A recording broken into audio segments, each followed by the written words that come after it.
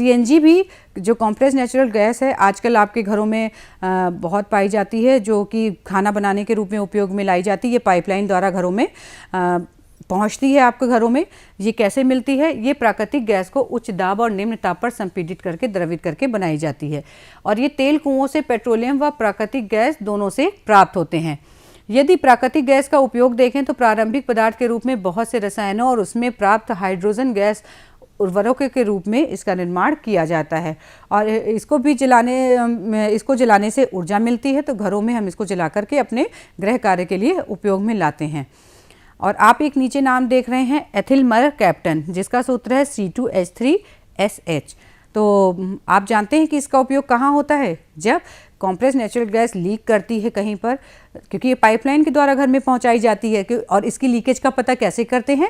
इस ethyl mercaptan gas के द्वारा उसका पता करते हैं कि वो लीक कर रही है या नहीं। कभी कभी क्योंकि ये जब लीक करती है तो इसमें हल्की सी स्मेल आती है, लेकिन ये कहाँ से लीक कर रही होती है? क्योंकि गैस है तो इसका पता कैसे लगाएंगे?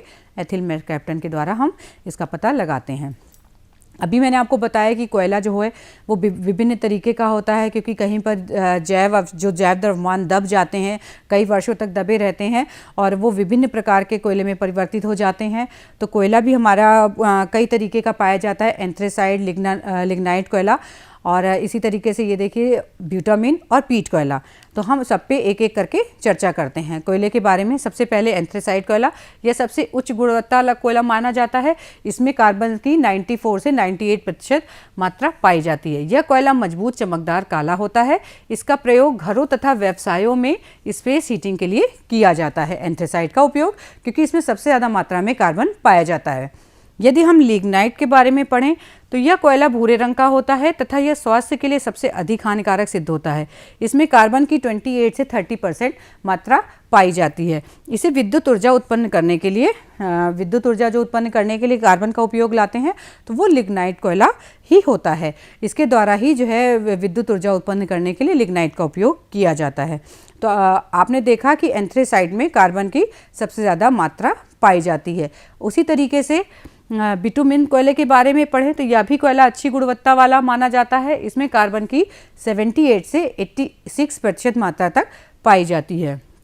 यह एक ठोस अवसादी चट्टान है जो काली या गहरी भूरे रंग की होती है। इस प्रकार के कोयले का उपयोग भाप तथा विद्युत संचालित ऊर्जा के इंजनों में होता है। इस कोयले से कोक का निर्माण भी किया जाता है। जो कोक है कार्बन का एक रूप, उसका भी निर्माण बिटामिन द्वारा किया जाता है। पीट कोयला, यह कोयले के निर्माण से पहले की अवस्था होती है। इसमें कार्बन की मात्रा 27% से भी कम होती है तथा यह कोयला स्वास्थ्य की दृष्टि से अत्यंत हानिकारक होता है।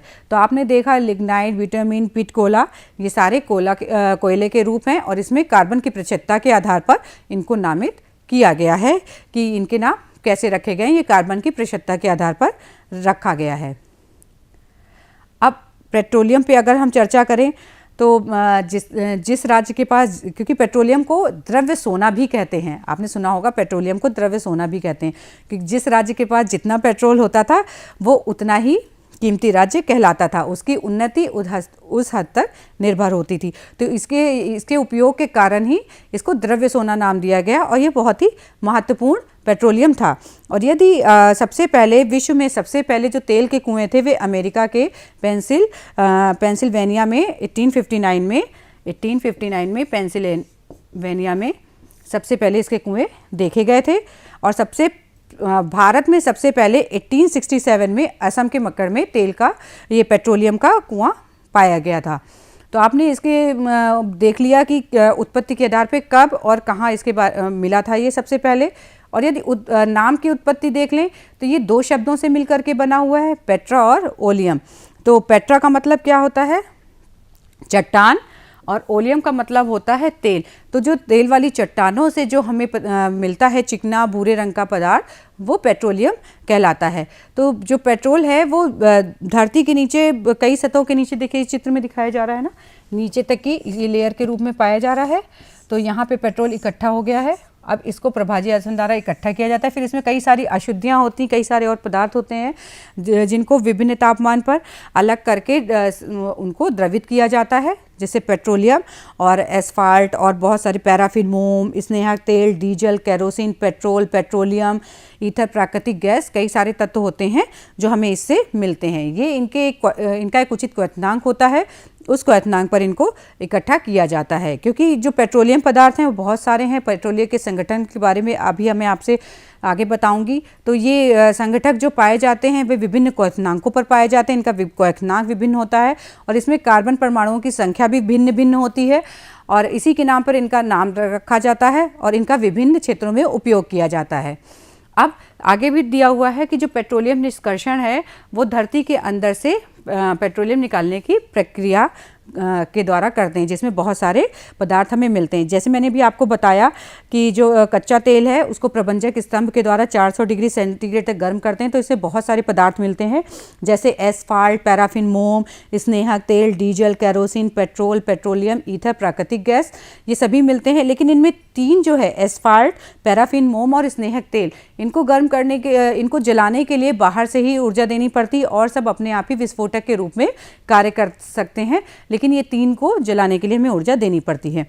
यदि पेट्रोलियम के प्रमुख संगठन के बारे में हम देखें तो बहुत सारे पेट्रोल के जो है संगठक आपको मिलेंगे और ये इनके कार्बन की संरचना, कार्बन की संख्या के आधार पर अलग अलग नाम करते हैं और इनका क्वथनांक परास अलग अलग होता है और इनका उपयोग भी उसी के आधार पर किया जाता है। जैसे पेट्रोलियम गैस जिसमें कार्बन परमाणुओं की संख्या 1 से 4 है और यदि इसका क्वथनांक परास देखें तो 20 से 40 डिग्री सेंटीग्रेड इसका क्वथनांक परास है। इसका उपयोग किसमें करते हैं? गैस को उच्च दाब व निम्न ताप पर एलपीजी में परिवर्तित करके घरों में या उद्योगों में ईंधन के रूप में प्रयोग किया जाता है। और पेट्रोलियम का दूसरा संगठक देखें तो ये पेट्रोल है। पेट्रोल में कितने कार्बन परमाणु पाए जाते हैं?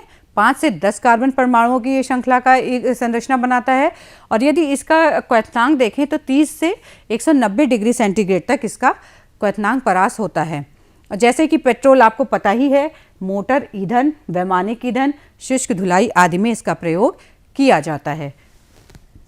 तो आपने देखा इन दोनों का उपयोग कैसे कैसे कर रहे हैं। उसी के साथ एक नेप्था भी पेट्रोलियम का संगठक है जिसके कार्बन परमाणु 8 से 10 है।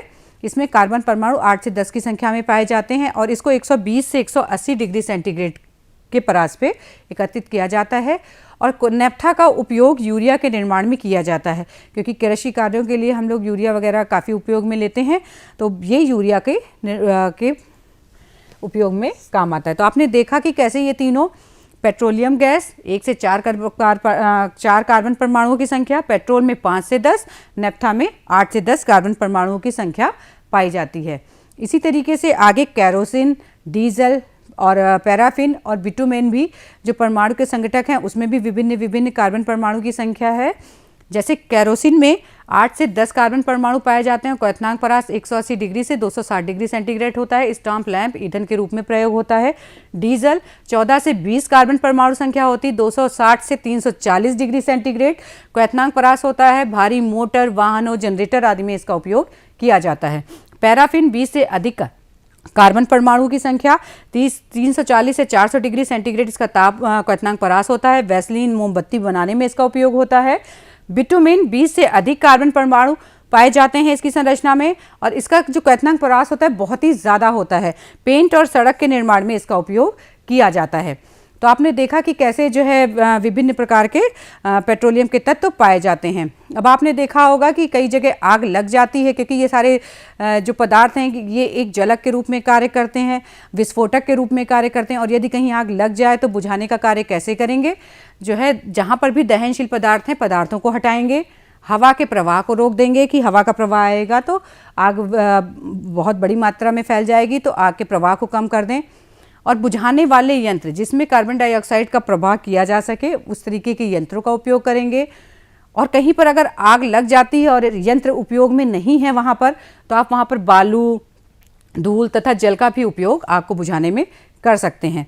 अब सोचिए, मैंने आपको बताया कि धूल, बालू, जल का प्रयोग करिएगा। यदि कहीं विद्युत परिपथ में शॉर्ट सर्किट हो जाए और आग लग जाए तो वहाँ पर आप जल का उपयोग नहीं करिएगा, वहाँ पर वो घातक हो सकता है। तो वहाँ पर उसमें आपको जो है विद्युत सप्लाई बंद कर देनी पड़ेगी जहाँ से वो विद्युत सप्लाई हो रही है।